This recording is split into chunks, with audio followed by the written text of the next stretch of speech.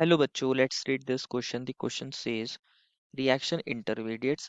Reaction intermediate are short-lived species and are highly reactive. They are formed by heterolytic and homolytic bond fission. There are various type of reaction intermediate in which the most important are carbocation, carbanion and free radical. बच्चों इस question में बोला है reaction intermediate बच्चों short leave species होते हैं और बहुत ज़्यादा रिएक्टिव होते हैं वो होमोलिटिक या हेट्रोलिटिक बॉन्ड फिजन से बनते हैं। बहुत टाइप के रिएक्शन इंटरमीडिएट होते हैं उनमें से हमारे पास कार्बोकेटाइन कार्बन आयन और फ्री रेडिकल बहुत इंपॉर्टेंट है। आगे बोला गया carbocation is an organic species in which carbon have positive charge and 6 electron in its outermost shell. The stability of carbocation can be increased by positive inductive effect, hyperconjugation, and delocalization. If alpha atom with respect to carbocation has one or more lone pair of electron, then lone pair of electron strongly destabilizes the carbocation due to octet completion. बोला गया है बच्चों carbocation जो होते हैं organic species होते हैं जिनमें कार्बन के ऊपर पॉजिटिव चार्ज होता है और कार्बन के पास 6 इलेक्ट्रॉन होते हैं आउटर मोस्ट शेल में। कार्बोकेटाइन की स्टेबिलिटी बढ़ सकती है bye positive inductive effect, hyper conjugation और डीलोकलाइजेशन से। और अगर हमारे कार्बोकेटाइन के नेक्स्ट कार्बन जो है बेसिकली अल्फा एटम है और उसके पास एक या एक से ज्यादा लोन पेयर है तो वो क्या काम करता है कार्बोकेटाइन को बहुत ज्यादा स्टेबलाइज करता है ऑक्टेट उसका कंप्लीट करके। आगे बोला गया है species in which carbon have negative charge is called carbon ion carries 3 bond pair and 1 lone pair. The stability of carbon ion can be increased by negative inductive effect, negative mesomeric effect and delocalization. बोला है बच्चों जिन species में carbon पर negative charge होता है उन्हें carbon ion बोलते हैं और कार्बन आयन के अंदर 3 बॉन्ड पेयर होते हैं कार्बन के एक लोन पेयर होता है। और कार्बन आयन की स्टेबिलिटी बढ़ सकती है नेगेटिव इंडक्टिव इफेक्ट से, नेगेटिव मेसोमेरिक इफेक्ट से और डीलोकलाइजेशन से कि अगर डीलोकलाइजेशन हो रहा है नेगेटिव चार्ज का तो। आगे बोला गया free radical is a species which have 7 electron in its outermost shell. The stability of free radical can be increased by hyperconjugation and delocalization. बोला है बच्चों फ्री रेडिकल वो स्पीसीज होती हैं जिसमें कार्बन के पास बेसिकली आउटर मोस्ट शेल में 7 electron होते हैं और स्टेबिलिटी फ्री रेडिकल की बढ़ सकती है हाइपर कॉन्जुगेशन से और डीलोकलाइजेशन से। तो आगे पूछा गया stability order of the following free radical list कि जो हमें ये first second third and fourth ये बेसिकली चार फ्री रेडिकल्स दिए गए हैं। चार फ्री रेडिकल्स दिए गए हैं और इनकी स्टेबिलिटी का हमें क्या बताना है ऑर्डर बताना है। तो उसके corresponding A B C D option में हमें चार डिफरेंट डिफरेंट ऑर्डर्स भी दिए गए हैं। तो बच्चों इन सब की स्टेबिलिटी को हमें क्या करना है कंपेयर करना है। तो फर्स्ट ऑफ ऑल बात करते हैं इस क्वेश्चन के की कॉन्सेप्ट के बारे में बच्चों। और इस क्वेश्चन का की कॉन्सेप्ट क्या होगा बच्चों स्टेबिलिटी ऑफ फ्री रेडिकल्स। क्या होगा बच्चों इस क्वेश्चन का की कॉन्सेप्ट। इस क्वेश्चन का की कॉन्सेप्ट क्या होगा बच्चों stability of free radicals. Basically हम यहाँ फ्री रेडिकल्स की स्टेबिलिटी को क्या करने वाले हैं कंपेयर करने वाले हैं। तो अभी हमने देखा था बच्चों ऊपर कि जो स्टेबिलिटी होती है फ्री रेडिकल की वो हाइपर कॉन्जुगेशन और डीलोकलाइजेशन की वजह से बढ़ सकती है। तो उसी के बेसिस पर हम इन सबको क्या करेंगे अरेंज करेंगे इनकी स्टेबिलिटी के ऑर्डर में स्टेबिलिटी ऑफ फ्री रेडिकल्स। तो समझते हैं पहले क्या होता है फ्री रेडिकल। फ्री रेडिकल की भी बात कर लेते हैं। फ्री रेडिकल बच्चों हमारे पास वो स्पीसीज है जिनमें हमारे कार्बन के पास बेसिकली यहाँ आउटर मोस्ट शेल में 7 इलेक्ट्रॉन है। मान लीजिए कोई ग्रुप R1 है ये R2 है ये R3 ग्रुप है। ये इसके पास अगर आप काउंट करोगे टोटल शेयरिंग के बाद कितने इलेक्ट्रॉन हो गए 1 2 3 4 5 6 और ये 7 इलेक्ट्रॉन टोटल 7 इलेक्ट्रॉन है। इसका ऑक्टेट कंप्लीट नहीं है बेसिकली इलेक्ट्रॉन डेफिशिएंट है। तो अगर R1 R2 R3 या जो भी ग्रुप्स हो तो जो भी अगर इलेक्ट्रॉन रिलीजिंग ग्रुप होगा electron releasing group electron releasing group होगा वो क्या काम करेगा बच्चों हमारे इस कार्बन फ्री रेडिकल को स्टेबलाइज करेगा। क्या काम करेगा स्टेबलाइज करेगा। लेकिन अगर कोई इलेक्ट्रॉन विड्रॉइंग ग्रुप होगा ना बच्चों वो क्या काम करेगा इस पर पहले ही ये इलेक्ट्रॉन डेफिशिएंट है इससे इलेक्ट्रॉन डेंसिटी को अपनी तरफ विड्रॉ करेगा तो इसको डिस्टेबलाइज करेगा। इलेक्ट्रॉन विड्रॉइंग ग्रुप क्या करते हैं बच्चों डिस्टेबलाइज करेंगे। क्या करेंगे डिस्टेबलाइज कर देंगे। तो जितने भी हमें कार्बन फ्री रेडिकल्स मिले हैं इनको वन बाय वन चेक करते हैं और इनकी स्टेबिलिटी को कंपेयर करते हैं। पहला मिला है C6H5CH2। ये मिला है बच्चों C6H5 यहाँ CH2 है देन CH2 है और यहाँ रेडिकल है ये मिला है। सेकंड को भी चेक कर लेते हैं। सेकंड जो मिला है वो मिला है CH3 CH2 और यहाँ CH2 रेडिकल है ये वाला रेडिकल है। थर्ड जो मिला है बच्चों थर्ड जो रेडिकल मिला है वो ये मिला है C6H5 यहाँ CH2 रेडिकल है। एंड जो फोर्थ रेडिकल मिला है फोर्थ रेडिकल की भी बात कर लेते हैं। फोर्थ रेडिकल CH3 रेडिकल मिला है। क्या मिला है CH3 रेडिकल। तो अब ध्यान दो समझना है अगर हम इन सब की बात करें इनको हम ऐसे लिख सकते हैं बेसिकली C6H5 का मतलब क्या है ये बेंजीन रिंग है और यहाँ ये CH2 ग्रुप है और यहाँ ये CH2 रेडिकल है। ये क्या है CH2 रेडिकल है। इसको समझना है। ये इस तरीके से लिख सकते हो आप इसको। इसको आप एज इट इज ही लिख सकते हो। यहाँ पर अगर आप देखोगे ये रेडिकल जो है किसी तरह से यहाँ रेजोनेंस में पार्टिसिपेट नहीं कर सकता। यहाँ कोई हमारे पास रेडिकल के सामने कोई कॉन्जुगेटेड सिस्टम नहीं है क्योंकि इलेक्ट्रॉन है देन सिंगल बॉन्ड रेजोनेंस तो नहीं हो रहा होगा। ना ही कोई रेजोनेंस की कंडीशन इसमें है मतलब यहाँ डीलोकलाइजेशन नहीं हो रहा है इलेक्ट्रॉन का। लेकिन अगर हम इस थर्ड वाले रेडिकल की बात करें तो इसके अंदर क्या है जो हमारे पास बेंजीन रिंग है ये फिनाइल ग्रुप है बेसिकली C6H5। इससे नेक्स्ट पोजीशन पर ही हमारा कार्बन है और उसी पर ये रेडिकल बना है। उसी पर ही ये क्या बना है बच्चों रेडिकल बना है। इसको हम ध्यान से समझते हैं किस तरीके से इसको हम लिख सकते हैं। ये मान लीजिए हमारा बॉन्ड है एक डबल बॉन्ड ये रहा एक डबल बॉन्ड ये रहा। तो ये जो रेडिकल है ना बच्चों, ये यहाँ डीलोकलाइजेशन में पार्टिसिपेट कर सकता है। ये इलेक्ट्रॉन इधर जा सकता है, ये इलेक्ट्रॉन इधर जा सकता है, ये इलेक्ट्रॉन इधर जा सकता है। तो इसका इलेक्ट्रॉन से क्या हो रहा होगा, बेसिकली ये जो रेडिकल बना है, बेसिकली ये डीलोकलाइज हो रहा होगा, यहाँ बॉन्ड बन गया होगा, यहाँ रेडिकल जनरेट हो गया होगा। अब ये बॉन्ड इधर है, एक इधर है।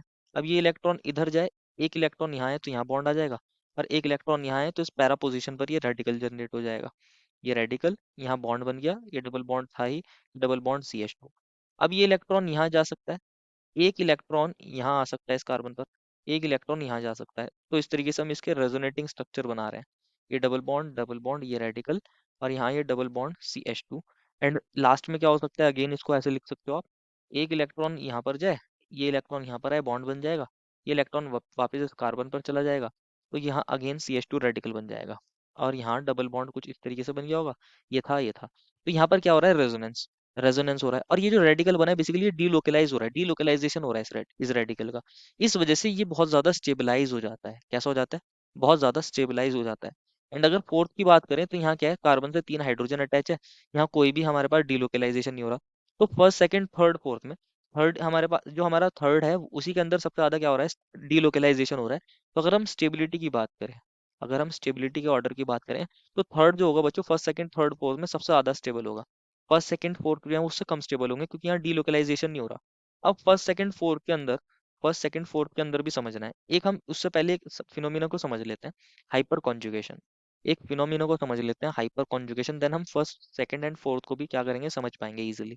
अगर आप हम बात करें बच्चों, यहाँ पर हाइपर कॉन्जुगेशन हमें फ्री रेडिकल्स में भी देखने को मिलता है। मान लीजिए हमारे पास ये कार्बन फ्री रेडिकल है, अगर इससे कोई नेक्स्ट कार्बन हो बच्चों, ये sp3 हाइब्रिडाइज हो, मतलब इसके चारों ही सिग्मा बॉन्ड हो, इस कार्बन को बोलते हैं अल्फा कार्बन। अगर इससे कोई नेक्स्ट कार्बन, ये जो हमारा CH2 रेडिकल है, या इसको, ये sp2 हाइब्रिडाइज होता है बेसिकली, अगर इससे ये वाला जो हमारा कार्बन है, ये हमारे पास इसके चारों सिग्मा बॉन्ड है, मतलब ये sp3 हाइब्रिडाइज हो, और इसके पास कम से कम एक हाइड्रोजन होना चाहिए। एक से ज्यादा होंगे तब भी ये फिनोमिना हो सकता है, लेकिन एक हाइड्रोजन होना तो मस्ट है।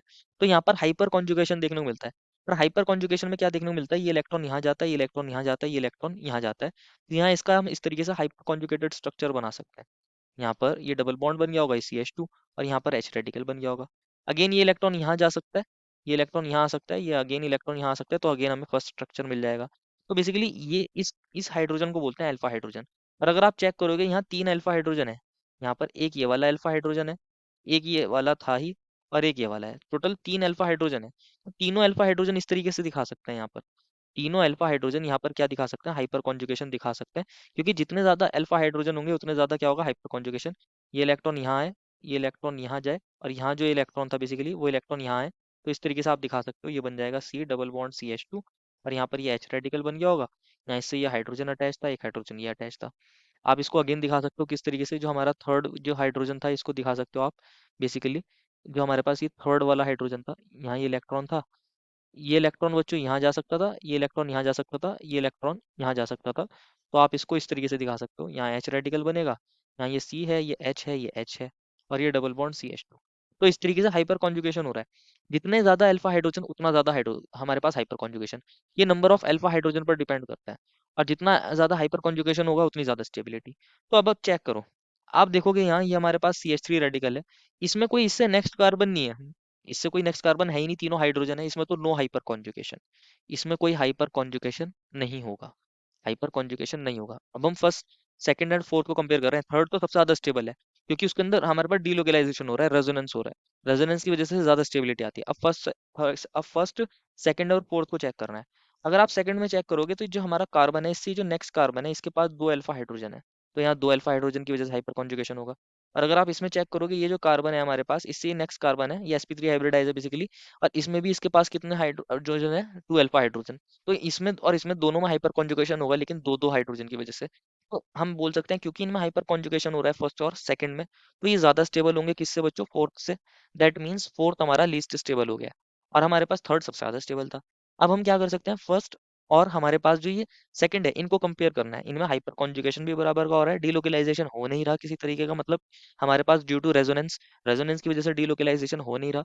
लेकिन अब इसके अंदर ध्यान से समझना है, अब ये हमारे पास क्या है इसके अंदर, यहाँ पर ये CH3 ग्रुप है। CH3 ग्रुप क्या लगाता है, यहाँ प्लस आई इफेक्ट लगाता है। CH2 तक तो दोनों सेम है, लेकिन यहाँ क्या है बच्चों, ये फिनाइल ग्रुप है। फिनाइल ग्रुप में जो कार्बन होता है वो sp2 हाइब्रिडाइज होता है, जिसकी वजह से परसेंटेज एस करेक्टर होने की वजह से ये ज्यादा इलेक्ट्रोनेगेटिव होता है, तो ये माइनस आई इफेक्ट भी लगा रहा होगा। और माइनस आई से ये इलेक्ट्रॉन डेंसिटी को इस CH2 पर कम कर रहा होगा, इस वजह से ये डिस्टेबलाइज कर रहा है। और जो हमारा सेकंड है उसमें CH3 ग्रुप प्लस आई से इलेक्ट्रॉन डेंसिटी बढ़ा रहा है, तो वो स्टेबलाइज कर रहा होगा। तो हम ऐसा बोल सकते हैं सेकंड जो है वो फर्स्ट से ज्यादा स्टेबल है। सेकंड जो है बच्चों वो फर्स्ट से ज्यादा स्टेबल है, तो ये हमारे पास ऑर्डर आ जाएगा। थर्ड सबसे ज्यादा स्टेबल था, उसमें रेजोनेंस हो रहा था। फोर्थ लीस्ट स्टेबल है, उसमें कोई रेजोनेंस कोई हाइपर कॉन्जुगेशन नहीं है। सेकंड और फर्स्ट ज्यादा स्टेबल थे क्योंकि इनमें हाइपर कॉन्जुगेशन हो रहा था, लेकिन बराबर का हाइपर कॉन्जुगेशन हो रहा था। तो फर्स्ट में CH6H5 का माइनस आई भी लगता था, लेकिन सेकंड में प्लस आई लग रहा था, तो सेकंड ज्यादा स्टेबल है फर्स्ट से, तो ये ऑर्डर आ जाएगा थर्ड सेकंड फर्स्ट फोर्थ। तो इसको चेक करना है कहाँ मिला है, third second first fourth, option D में मिला है। फर्स्ट ABC ऑप्शन में ये हमारे पास करेक्ट ऑर्डर नहीं दिए, ABC में ये करेक्ट ऑर्डर नहीं है, डी में थर्ड सेकंड फर्स्ट फोर्थ दिया है, तो ये हमारा करेक्ट ऑप्शन हो जाएगा। देखो final answer is option number D. I hope you understood it well and best of luck.